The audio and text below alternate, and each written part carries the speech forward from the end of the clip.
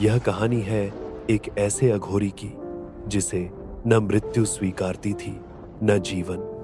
वह समय के परे भूत और वर्तमान के बीच लटका हुआ था।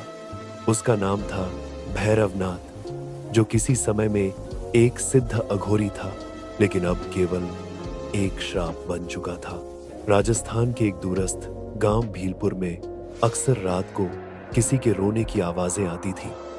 गांव के लोग कहते थे कि पास के पुराने श्मशान में एक अघोरी आत्मा भटकती है जो जीवित लोगों की आत्मा को चुरा लेती है।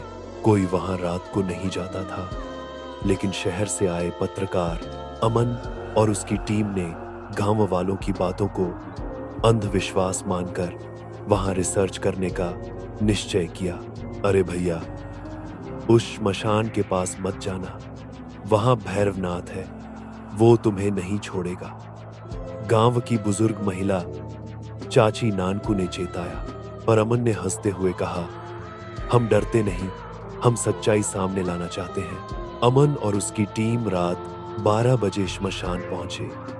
वहां हवा सन्न थी, जैसे खुद समय रुक गया हो। कैमरे ऑन हुए। अचानक कैमरे की स्क्रीन पर एक परछाई आई, बिना किसी शरीर के। एक साथ सबके मोबाइल बंद हो गए, टॉर्च बुझ गई और माहौल में राख सी महक फैल गई। फिर उन्होंने उसे देखा, एक अधजली काली देह जिसकी आंखों से आग की लपटें निकल रही थीं। हाथ में खोपड़ी और बदन पर राख लिपटी हुई थी। कौन हो तुम? अमन चिल्लाया। वो आकृति गरजते हुए बोली, मैं हूं अघोरी भैरवनाथ। तुमने मेरी शांति भंग की है, अब तुम भी शांति नहीं पाओगे। भागते हुए अमन की टीम किसी तरह गांव लौटी। अगले दिन उन्होंने गांव के पुजारी से भैरवनाथ की कहानी पूछी। पुजारी बोले, भैरवनाथ एक सिद्ध अघोरी था। उसने मृत्यु को जीतने के लिए काली तंत्र साधना शुरू की थी, परंतु नियम तोड़ा और काली मां का श्राप मिला।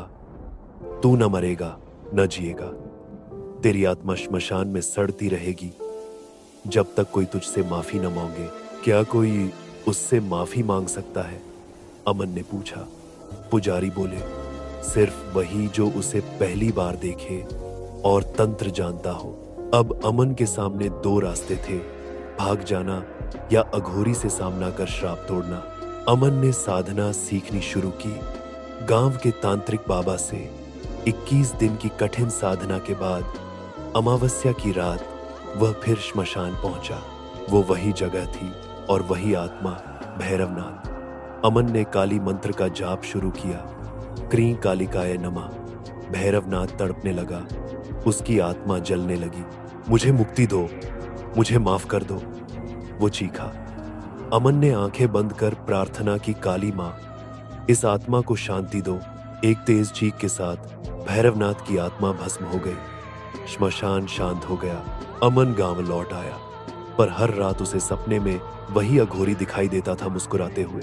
एक रात अमन की आंखों से खून बहने लगा और उसके होंठ अपने आप बुदबुदाने लगे।